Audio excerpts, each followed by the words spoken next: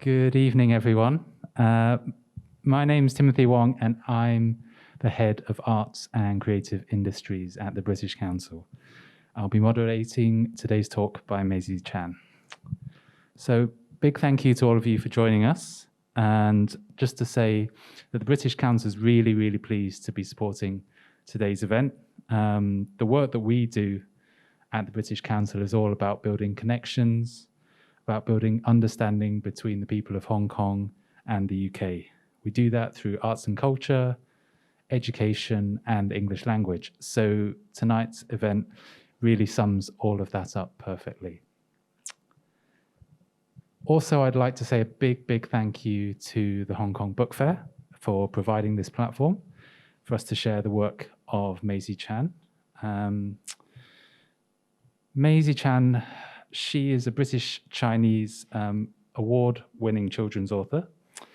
Her first novel, which you can see just in front of me here, Danny Chung Does Not Do Maths, has won multiple prizes this year. It's won the Jalak Prize, the Branford Bowes Award, and it was also shortlisted for the Blue Peter Book Awards. And her latest novel, subsequent to that, is called Keep Dancing, Lizzie Chu. Maisie also runs the Bubble Tea Writers Network. That's a network to support and encourage authors of East and Southeast Asian descent in the UK. She lives in Glasgow with her family, from where she's joining us today via Zoom. Now, just before I hand over to Maisie herself, the main character in this book, Danny Chung, from Danny Chung Does Not Do Maths, loves drawing, and today Maisie will be leading a short drawing task for any of you here in the audience who want to take part. So my colleagues at the back of the room, who are waving now, have paper and pens that they can share with anyone who wants to take part later. So without further ado, just leaves me to say hello, Maisie, and good evening from Hong Kong. Hello, good morning from Glasgow.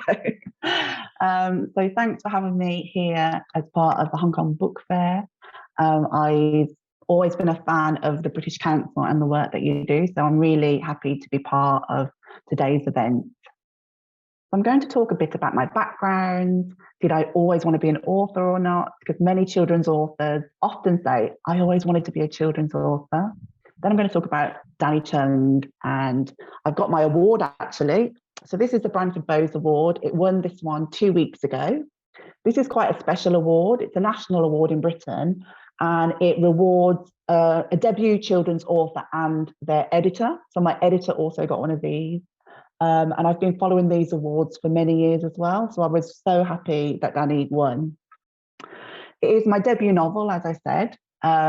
Before that, I had many jobs. I wasn't always an author. So when I was younger, I didn't really know what I wanted to do. I thought I could be a hairdresser or a teacher. My dad thought I could work in a supermarket. That was his aspirations for me. And so I've had quite a long path to becoming an author. I am actually adopted. So my parents were from Hong Kong originally, and they came over to Britain in the late 1970s. And it was quite common then for the Chinese parents to have a babysitter or a foster carer for their children, so they both could work and save money and maybe buy their own takeaway or restaurant. And that's what happened to me. My Chinese parents fostered me out to my now adopted parents, Jean and Ron. So from a newborn baby, I was brought up actually in a white working class British household. So unfortunately, I can't speak Cantonese. I didn't go to Chinese school. Many British Chinese children here do go to Chinese school on Saturday, but unfortunately, that wasn't the case for me. So I didn't learn Cantonese at all. And the only culture that I had, that a British Chinese culture, was other families that my parents would look after were also British Chinese, and sometimes their parents would take us for dim sum or to Chinatown. and share some of their culture with us. So that's how I learned about British Chinese culture, really, was from these other families. And a lot of that I put into my book, and I remembered things from my past. But I also went to live in Taiwan in my mid-20s. I wanted to learn Mandarin. And so I did live in Asia for a while. And I did visit Hong Kong then. And it did feel strange. It kind of felt like coming home because I knew my parents were from there. It was quite an emotional visit, to be honest. But I haven't been back since. And I would love to take my family to Hong Kong. So I became an author I started writing in 2007, which is a long time ago. But before that, I had many jobs. I used to be a trust fundraiser for charities. So I would write funding bids for charities. I worked supporting disabled students. I taught English in Taiwan. So I had quite a varied career before that. Not even a career, just different jobs. But when my mum passed away in 2003, I feel like I had an epiphany and I knew I wanted to write books. When I was growing up in Britain, there were no books with British Chinese characters with our experience. There weren't any real role models from the British Chinese community that were writing, apart from Timothy Mo, who I studied at school, and he wrote a book called Sour Sweet. So I think he's a Singaporean writer, and he wrote about a family that had just arrived in Britain and had opened a takeaway, but there was kind of dark undercurrents to the story with the triads. And so that was my first piece of sort of British Chinese literature that I'd read, and that was when I was a teenager. And then there was nothing else until I read Amy Tan's The Joy Luck Club, which was Chinese American. So it wasn't even about my experience, but I did feel an affinity with that book. And reading The Joy Luck Club made me want to study it. So I did American Studies as my degree. And during my third year, I went to study at Berkeley, which is in California. And if you've been to California, you'll know there's many Asian Americans there. And the campus that I stayed at, Berkeley, had about 40% Asian Americans. And I just couldn't believe it. I couldn't believe that there were people writing Chinese American literature, that you could see Chinese people on TV. You know, they had books and culture and they studied their history. But when I came back to Britain, there was none of that. I think most people in Britain that were from the British Chinese community kept to themselves quite a lot. It felt like literature wasn't that important to them. They were working 6 days a week. Everyone was working really hard, but there was not much literature or books being read or written about. And so I became an author to change that. And it's taken a really long time because I think publishing in Britain and America, they felt that there wasn't a readership, that maybe British Chinese people didn't read. And so if we publish books like this, will people buy them? So for many years, there really has been no British Chinese characters. You know, Danny Chung is one of the first British Chinese boys on the front cover of a book in Britain, and it's 2022. And so it's been a long time coming, and I'm very proud to be part of the change that's happening. So what is Danny Chung about? It's a book that is marketed to middle grade, which is for 8 to 12-year-olds, but many adults and many teenagers have also read Danny Chung. And I think because there's a lack of British Chinese characters, I think adults that are British born Chinese have enjoyed it as well. So even though it's a children's book, many adults have enjoyed it here in Britain. I think one of the reasons why it has won awards is because it feels new. It feels fresh, that we haven't seen a British Chinese family, and actually there's 2 families in the book. That we haven't seen books of British Chinese culture. We haven't seen books with British Chinese food where it's celebrated. And so I think that's one of the reasons why it's done so well in Britain. It's also published in America. So it's published under a different title in America. It's called Danny Chung Sums It Up. And it's got a different cover, which is a bit confusing for some people, but it is the same story. So Danny Chung is here. He's 11 years old and he lives above the Lucky Dragon takeaway with his parents. And sometimes you hear people say, oh, you know, there's always images of British Chinese people working in takeaways. Is that a stereotype? And it is, but it is the experience of the diaspora in Britain. And I didn't want to ignore that for my first book. I wanted it to be a homage to all of those people that had emigrated from Hong Kong and around the world, from China, who had started food businesses, because without that, I wouldn't be in Britain. And so Danny lives with his parents, Ma and Ba, who work 6 days a week in the Lucky Dragon, trying to save money to buy a house. And Danny, they're a little bit, they want Danny to be good at maths, to be good at science, to be very academic, but actually Danny wants to be an artist. He feels like he's not good at maths. And so when I wrote that section, when I wrote this idea of a boy who isn't good at maths and loves art, I was really looking at children that were like myself. I liked English, I like writing stories, I like reading. And there is a stereotype here that Chinese people are good at maths, that we are a bit geeky, not cool. And so the book is trying to turn those stereotypes on its head. So Danny loves to draw, and he has to draw in secret because his parents really don't want him to draw at all. The story then changes because Danny gets a new bunk bed. So there's 2 bunks on top of each other. And his grandma arrives from a small village in China. Now, she speaks a dialect that Danny can't understand. And also his mum speaks Cantonese. His dad speaks both Cantonese, Mandarin, and the dialect. So he understands everything. But Danny mainly speaks English. And so the book looks at the relationship between Danny and his Nai, who is very short. She is an ex-maths champion. She's got these habits that Danny just thinks are a bit disgusting, like spitting her lychee seeds into his hand and things like that. So it's a comical book. And also Danny is just not sure that he wants a grandma to be in his bedroom. He's had, his privacy and his space for 11 years. And now suddenly his grandma's in his room and he just feels claustrophobic. So the beginning of the book starts like that.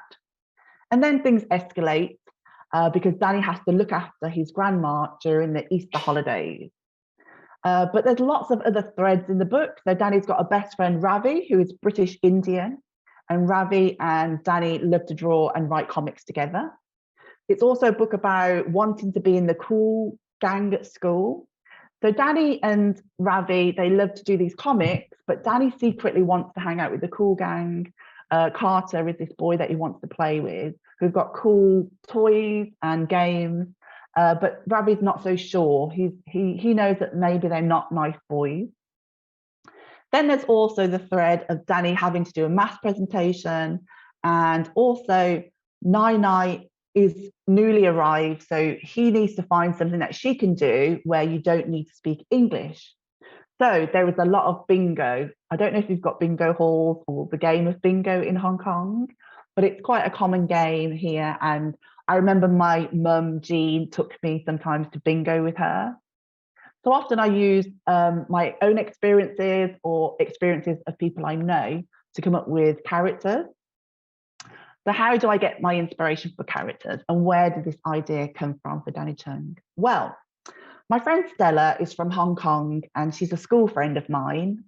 And one day I went to her house and her grandma had arrived from this small village in China, southern China, and she spoke a dialect that Stella couldn't understand. And her grandma was 92 years old when she arrived in Birmingham, which is in the middle of England. It's a second city. And so that really was a seed for me. It was this idea about this amazing grandmother that had arrived, in the later years of her life, really, 92 years old. She'd given up her village, her whole way of life to come to live with her daughter and her grandkids. And I just thought that was amazing. And she was such a lovely, strong woman. I met her once at Stella's house, and then I met her again when she was 103, actually, in my dad's care home. So that was a coincidence. And she was just amazing. So the Nai character, the grandma character, is based on Stella's grandma. And Danny is a little bit based on my son, who was 8 years old at the time when I started writing Danny Chung. So he would come home and say, "Oh, Mum, I wish I had this toy," or "I wish, I could play with Carter." And so I wanted Danny Chung to be a relatable, very British boy, but also at home, he had a British Chinese family. And so I could introduce Chinese culture or little bits of Chinese culture to an audience and a readership that weren't Chinese. And so the book really is for two types of reader. It's for British Chinese people that have never seen themselves, especially children, in books, but it's also for other people that don't know anything about Chinese culture and have never read anything about Chinese culture in books. So I was trying to do those two things. So if you're a writer and you come up with your characters, I try to make my characters very different from each other. So they all speak slightly different. They might have certain sayings that they like to say that is for that character. It's set in Birmingham, which is where I'm from. So there's a little bit of a Birmingham accent in some of the boys' speech and some sayings that they might say. But there's another character who's Scottish called Mrs. Cruikshank, and she befriends Danny's grandma, and she's a very funny character. And she's got a particular way of speaking as well. So if you write your characters, make sure they speak and act and move differently. So Danny loves drawing, but Ravi loves medieval things and knights, and Nai is very much associated with fruit. There's a lot of fruit wherever she goes. She buys fruit. She loves flapping fruit to see if it's ripe. So give your characters physicality as well. So where are they in the scene? It's quite a physical book with Nai throwing fruit around, and even though she's a grandma, like she climbs on walls and things like that. So there's a gentle humour to Danny Chung Does Not Do Math. What else am I going to talk about? So Danny's parents are immigrants to Britain, but I wanted to show that they were fairly assimilated as well, that they weren't harsh Chinese parents from the 70s or 80s. They're quite loving parents. And I remember one of my friends from Hong Kong who read it, she said, "But Chinese parents aren't that nice, or they're not that loving." But I think that I think our generation, like with my kids, I am very affectionate. I tell them that I love them. And so I wanted to have that kind of British Chinese parent in the book rather than the parents that I kind of remember from the past. So I'm going to read the beginning of Danny Chung Does Not Do Math, which is the first chapter. And then I'm going to show you some of Danny's drawings, and then I'll do a little bit of drawing as well. So the first chapter is called Half Duck, Half Dragon. Drawing makes me feel good. I draw literally everywhere, in bed with a torch, and even on the toilet. Well, you can be sat for quite a while, and yes, I always wash my hands afterwards. Sometimes I sketch in the park at weekends with Ravi, my best mate. My favourite bit is coming up with new characters, ones that are half one thing and half another, the best of both worlds, like wholemeal bread and white bread put together. I was really pleased with my newest creation that I called a drucken. It was a mutant duck with a dragon's head. It's very Chinese, if you ask me. Dragons are the most beloved and lucky creatures in Chinese mythology, and ducks are yummy and succulent. The tricky part was the head. Chinese dragons don't look like other dragons, and they have no wings. Ravi is basically an expert on all things medieval and knights. He says that Chinese dragons are anomalies, which is a nice way of saying that they're weird. And they don't go around trying to eat princesses or battle knights. I think that's nice. A drucken is a Chinese win-win. From under my duvet, I heard the door to my room squeak open. "Danny, where are you?" It was Ba. I could tell from the sesame oil smell from the kitchen. Not now, I prayed. I was still drawing. I'd nearly finished a camel-like head of the dragon.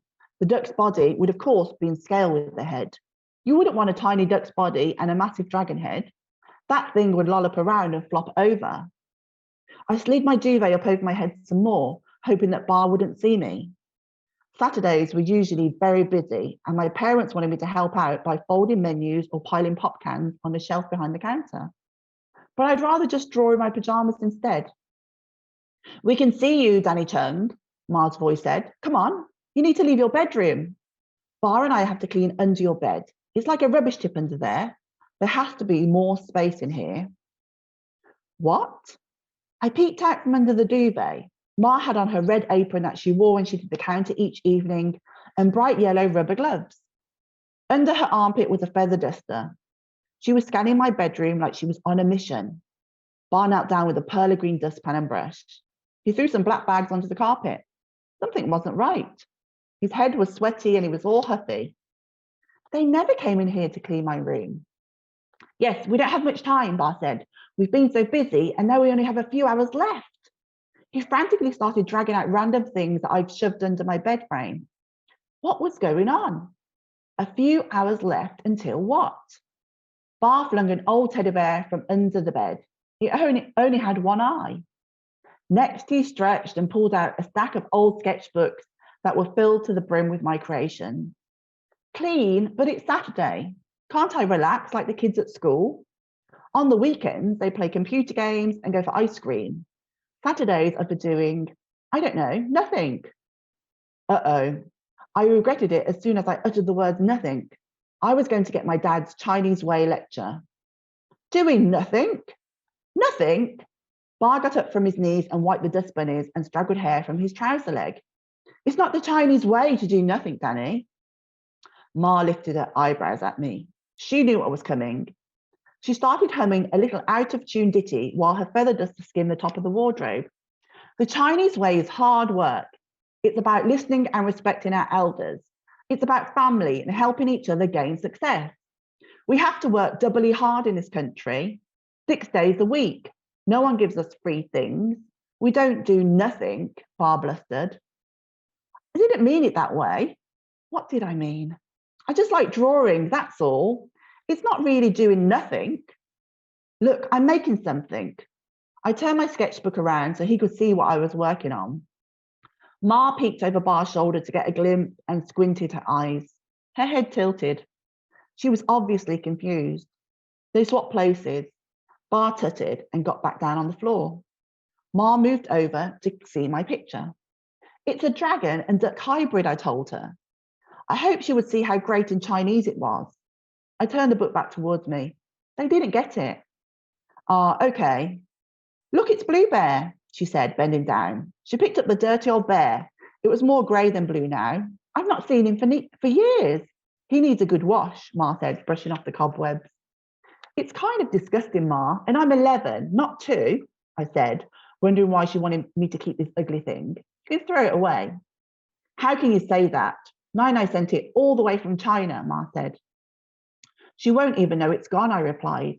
If there was one thing I didn't mind being thrown in the bin, it was that bear. My Chinese grandmother, who I'd never seen, wouldn't even know it was gone. She will know, Danny. I mean, she would know that you didn't appreciate her gift, she said quickly.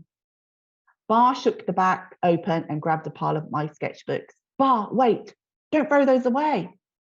My heart beat faster in my chest. I couldn't remember what was in those books, but I knew they deserved a better fate than their recycling bin. Shaking the dust from the top of them, he flicked through it. This wasn't a good sign. He stopped at the page and looked at it. Danny Chung does not do maths. What does it mean? We all do maths. Everybody does maths. So Danny has been drawing in maths class. He's supposed to be doing his schoolwork, but instead he's drawn comics. And one of them is Danny Chung does not do maths. And so his parents basically ban him from doing drawing from now on. So I'm going to show you some of Danny's drawings now. And Danny uses drawings as a way to vent his frustration. It's a way to feel close to his friend Ravi. So this is the Drucken. This is the dragon and the duck hybrid.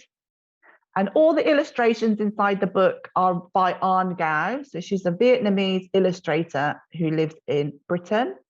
And she does some background work for Netflix on animation shows. And this was her first book cover. She hadn't done a book cover before, but she's got quite a whimsical style. So the publishers picked her. So Danny also uses drawing to vent his frustration. So here you can see, this is Amelia Yee, which is a girl that his parents and Amelia's mother always compare him to. Amelia is good at everything. She's good at the piano, she's good at maths, she's good at all subjects.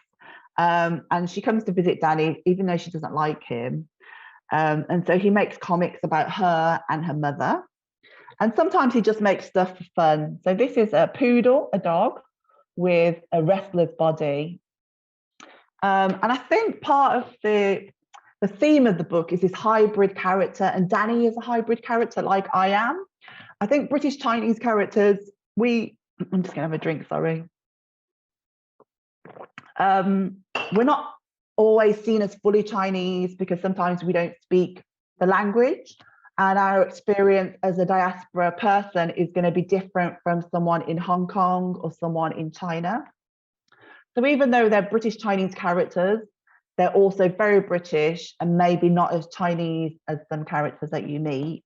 And so this idea of the drawings that he does, that this duality of being a diaspora person, of growing up in one country but looking Chinese, I think that's sort of a subtle theme of the book. And also Nai Nai, she goes to bingo with Danny and she faces some microaggressions and racism. And I wrote this book during a few years after Brexit, and in my mind was this idea of how British society treats foreigners and immigrants, or even if you're born here, excuse me, if you look different, sometimes people treat you differently. So the drawings are quite important to character, but also for the plot as well. So I'm going to draw something. If you want to draw, you can get some paper and pen. Excuse me. This is a good time to get your paper and pen. I'm just going to have a drink. So Maisie, we've got some people in the room handing out paper and pen now. If anyone would like to join in, please put your hand up.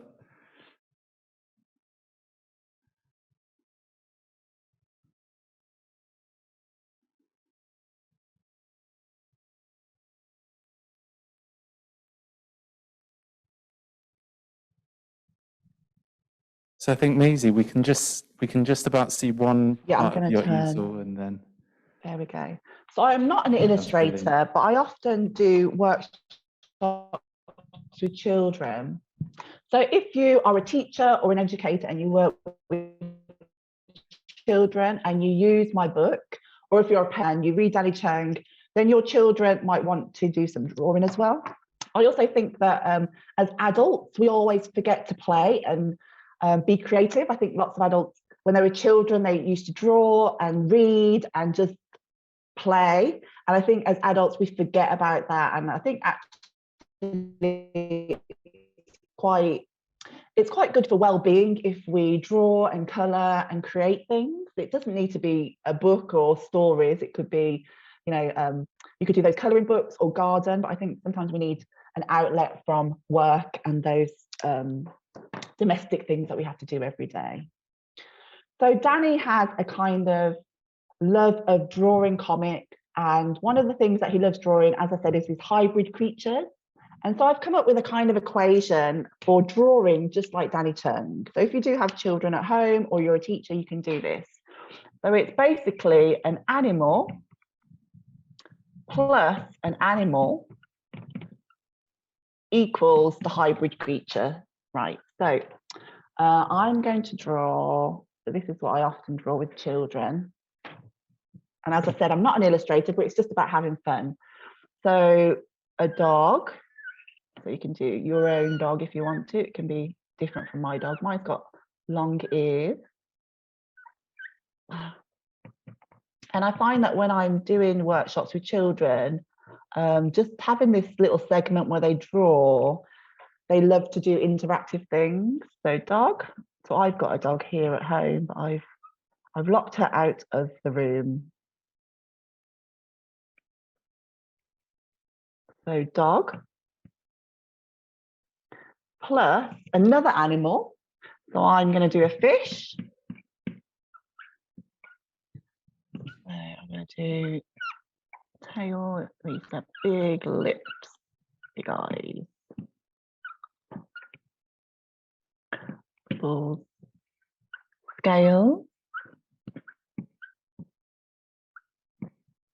But you can come up with any animal that you want to, or it can be a reptile or whatever.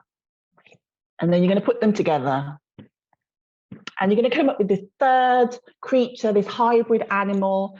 So it could have a fish head and a dog's body, or mine could have a dog's head and a fish body, which I think is easier to do. So we've got a, I am on, yeah. So I'm going to do a dog's head. And I'll do the fish's body.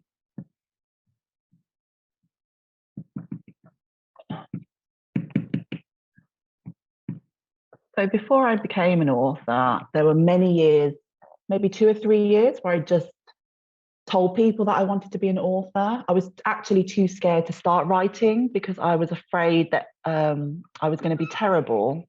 And so that kind of gave me the fear of not even starting. But my friend, because I told her I wanted to be a writer, she sent me a writing competition.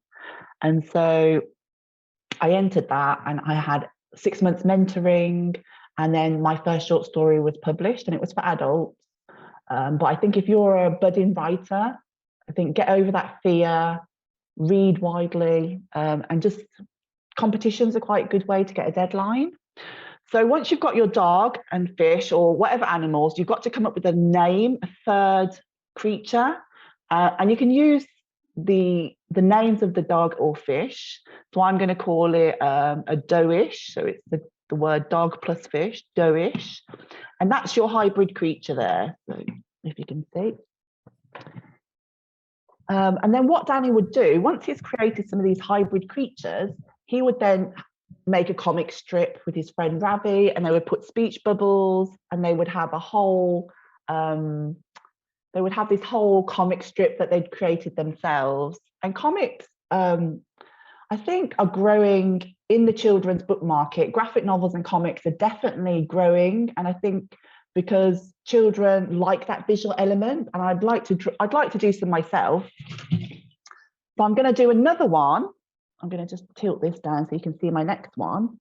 The next one is going to be an animal. So sometimes it's not always 2 animals, plus an object. So this is another equation that you can do. So I'm going to do a snake. In real life, I'm quite scared of snakes, but I don't mind drawing them. So this is an activity. It's a very simple activity that you can do with children. And it can be a household object, a teapot, a table, it could be a bicycle. I'm going to do a vacuum cleaner, one of those Henry vacuum cleaners with eyes that you might have. I don't know if you've had them in Hong Kong, but there's a vacuum cleaner here called Henry. It's got wheels. So Maisie, just quickly while you're drawing that, I just wanted to ask you a bit about your journey to becoming a writer that you mentioned earlier. Yeah. And you said your friend kind of gave you that push to enter your first writing competition. Was your friend a writer, or did you have any kind of mentoring or contact with any writers before you started writing, or did you just go in completely fresh without any contacts within the writing or publishing industry? I didn't have any contacts. So it was a Birmingham Libraries competition, and you just had to send a sample of work in, and then you would get a mentor. I think I'm a mentor for writers, and actually having a mentor that can give you signpost you to other opportunities, can read your work. So it was really important that someone who was ahead of me read my work, and then I was like, oh, so yeah, with the red pen, how about moving this around? How about getting rid of this? This would make it better. I think that experience was really helpful early on in my career. So I'm going to call this a snake snapback. snake and vacuum. So that's a very simple drawing exercise that you can do with children. And then afterwards, they can make a whole comic with these hybrid creatures. So that's how Danny draws. And I think, yeah, so I think if you want to get a mentor or someone, it could be a friend, but usually your friends tell you that your work's good because they don't want to hurt your feelings. So it's better to get someone that actually knows what they're talking about. So I had short stories published like 15 years ago because I didn't know I wanted to be a children's author until 2016. And so I got onto an Arts Council funded program called Megaphone. Because of the lack of writers of colour that wrote for children, Megaphone was a 1-year mentorship scheme. And we had many professional writers come and talk to us. And then I had like one-to-one mentoring with a mentor, Lila Rashid. Then we had a panel event at the London Book Fair. So we had 200 people come and talk to us and hear our like first draft. So that was a bit scary. So it gave us exposure. So I think I've been very lucky to have good mentors and get onto these schemes, to be honest. And that's helped me become a better writer. So yeah, I can talk more about that in the Q&A. I don't know if anyone wants to show me their hybrid creatures or not, but does anyone want to show me? Has anyone got a drawing that they want to share? Anyone proud to show? I think people are, compared to your illustrations, Maisie, I think people have been feeling a bit shy. Maybe they see the standard of your illustration. Oh no. So I'm just going to talk a little bit about my other work, and then we'll go into Q&A, and I can talk more about becoming a writer and my process and things like that. So as Tim mentioned, my new book, Keep Dancing Lizzie Chu, just came out in June here. I'd say it's a little bit older. So I think Danny Chung's more for 8 to 12-year-olds, and Lizzie Chu is, I think, for 9 to 12 and above. Again, adults have read it and have cried. I didn't mean to make them cry, but people have said they've cried when they've read it. So it's about Lizzie, who's 12 years old, and she lives in Glasgow. Her grandfather is grieving. His wife just died a year before. He's acting a bit strange. He's forgetful. He's not himself. And Lizzie thinks it's to do with the grief, but actually he's got early onset dementia. He's forgetting, but she doesn't realise that for most of the novel. It isn't as layered as Danny Chung, so it's basically a road trip. Lizzie's a young carer, but also it's about food poverty and fuel poverty in Britain. Lots of children are going hungry. The government haven't helped with the rising cost of living here. And so Lizzie has to do the shopping, but she's very mindful about the budget, how much she's spending. She turns off the heat so they can save money. And so for me, it's a very contemporary British novel because these things are happening. Children are struggling to eat, and schools actually are having food banks. I've been to a school where I walked in and there was a food bank with free food because the parents couldn't afford food. And so I think people think Britain's really affluent, that we are world leading, but actually there's a crisis at the moment and it was even before the pandemic, to be honest, the rise in food banks, even people like nurses had full-time jobs and they couldn't afford food, and they can't afford to pay their gas and electric bills, which has just got worse this year.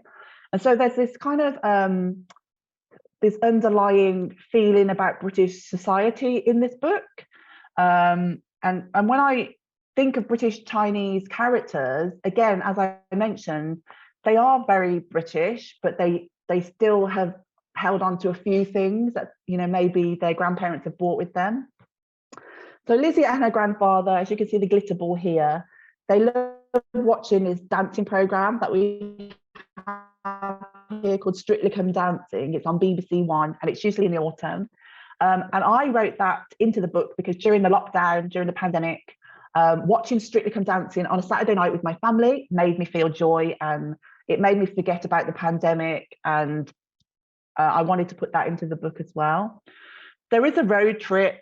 If you know ballroom dancing, you'll know that Blackpool, which is a seaside town in Britain, is the home of ballroom dancing. So ballroom dancers around the world, they know this Blackpool Tower. And so Lizzie wants to get her grandfather there, basically. But you'll see here, this character Chi, she's British Vietnamese. And I wanted to put a British Vietnamese character and a family in the book as well, because there are a lot of different types of East and Southeast Asian people and children in the UK, but often people only recognise British Chinese people. They think we all speak Cantonese. They think that everyone is Chinese from Hong Kong, and it's just not. It's just not the true. It's not true. And so my foster brother saying his partner is British Vietnamese. And there actually is quite a lot of integration between the British Vietnamese community and Cantonese speaking community in Britain. So I wanted to put that.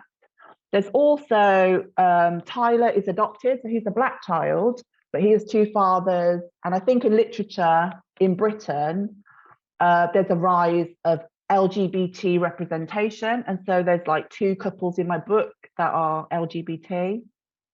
So I want to show the different types of family in my books and in my work. And I've also got a series out. So this is the Tiger Warrior series. This is for 6+, so it's for children who are new to reading by themselves. They're not very long, they're 12,000 words. They're highly illustrated. And this is based on the Chinese zodiac with the 12 animals of the Chinese zodiac. Jack is British Chinese like Danny, but he's mixed race, so he's half English and half Chinese. But his grandfather leaves him has a coin, a jade coin, that is magical and opens portals. And so I've written contemporary things in contemporary Britain, but I'm also writing this fantasy series, which is set in a mythical Chinese place called the Jade Kingdom. And it's got some of the mythical creatures like the nine-tailed fox and the Niang creature. And again, it's because there's a lack of British Chinese and Chinese culture in children's publishing in the UK, I'm very lucky to be able to fill that spot. And so, yeah, that's mostly the writing I do for children. So now we're going to go on to Q&A. And I think, Tim, you've got some questions.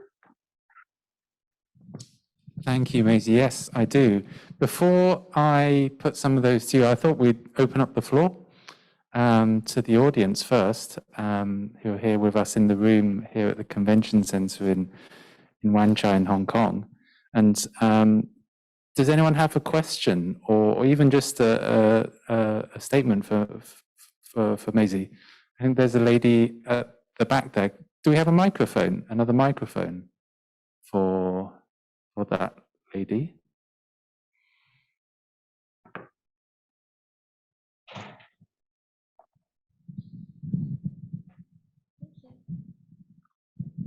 Hi, Maisie. Thanks so much for your time and for walking us through your works. It's really great to hear about them, and especially Danny Chung. Even the title alone totally resonates with me.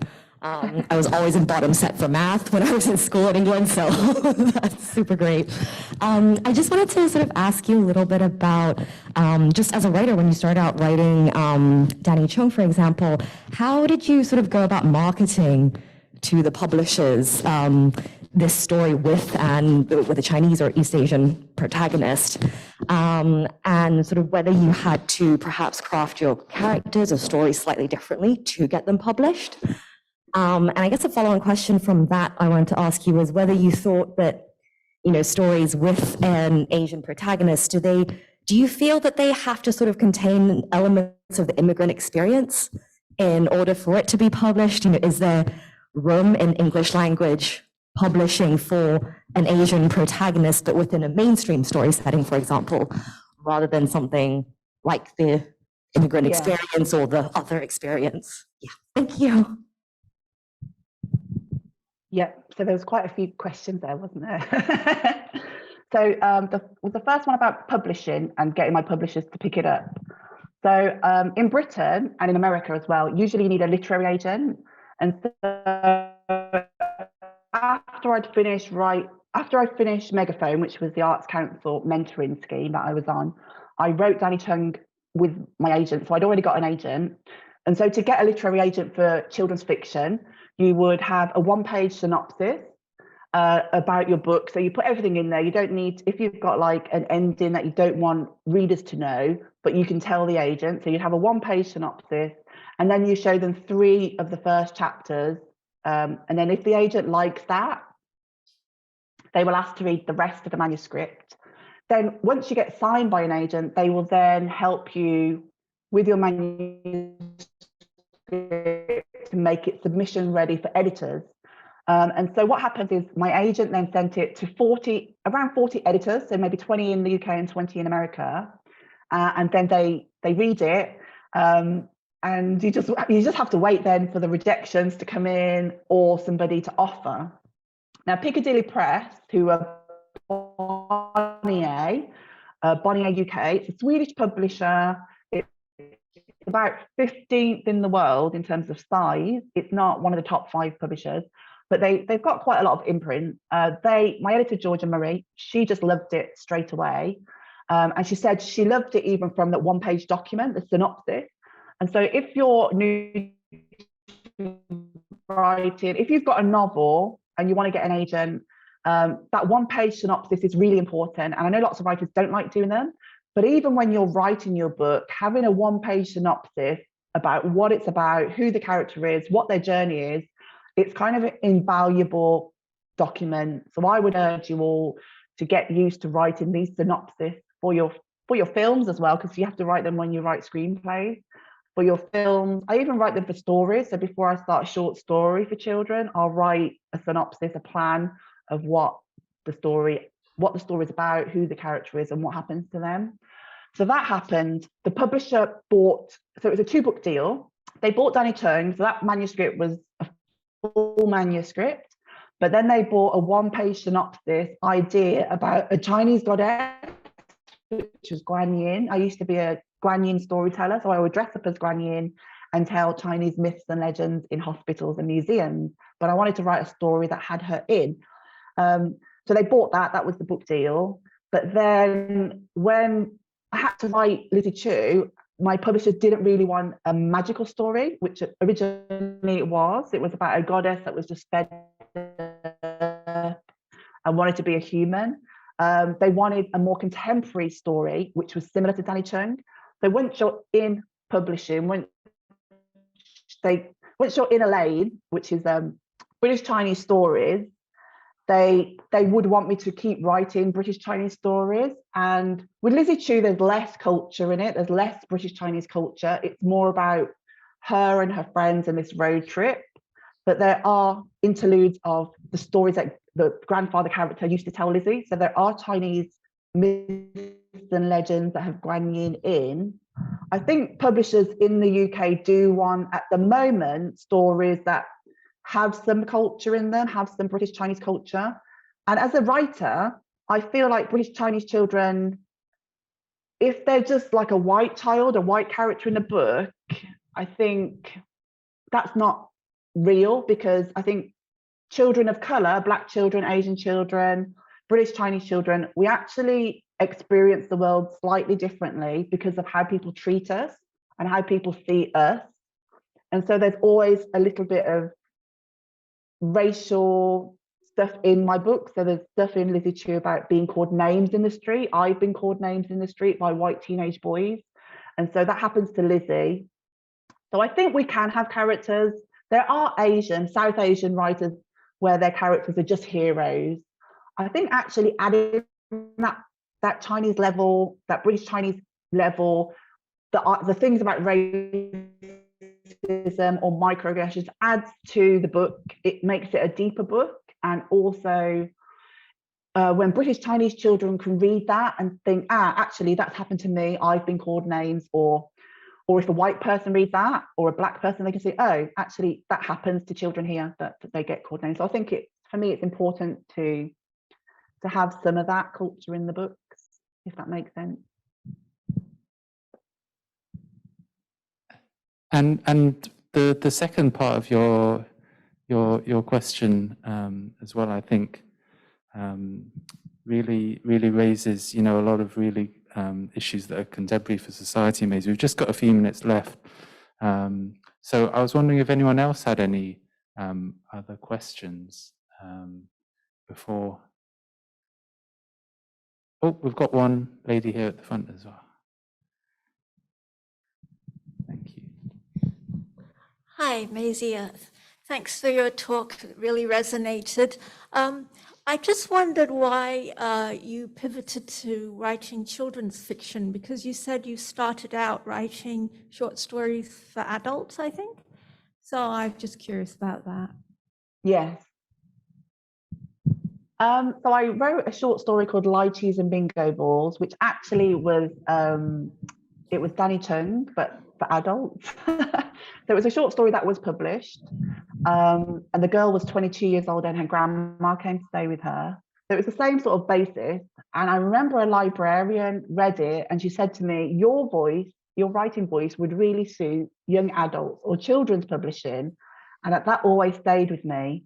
And I think I always, even though I wrote for adults, my adult fiction usually was quite dark. So I've had some short fiction, like flash fiction, which is very short, published, and it's all been about very dark things, very dark dramas. And I think writing children's fiction is so hopeful. As a writer, it makes me feel happy and joyous as well, because children's fiction, there's a lot of hope at the end as well. Even if there's stuff in it like grief or bullying, there's usually a lot of hope. You can't really leave a book for children with the bully winning, or, you know, there's a lot of resilience and things that I think children's fiction has. But also story is really important. So when I started writing for children, I read more middle grade for 8 to 12-year-olds for children, and I was like, wow, I was kind of blown away, to be honest. The storytelling in children's publishing is amazing. I think more adults actually should read children's fiction, because actually when you speak to lots of adults and you say, what are your favorite books? Many of the books are the ones that they remember as a child. You know, there's picture books as well. The Very Hungry Caterpillar, The Tiger That Came to Tea. You know, so I think when you read as a child, those books stay with you. And I wanted to make a difference as a writer.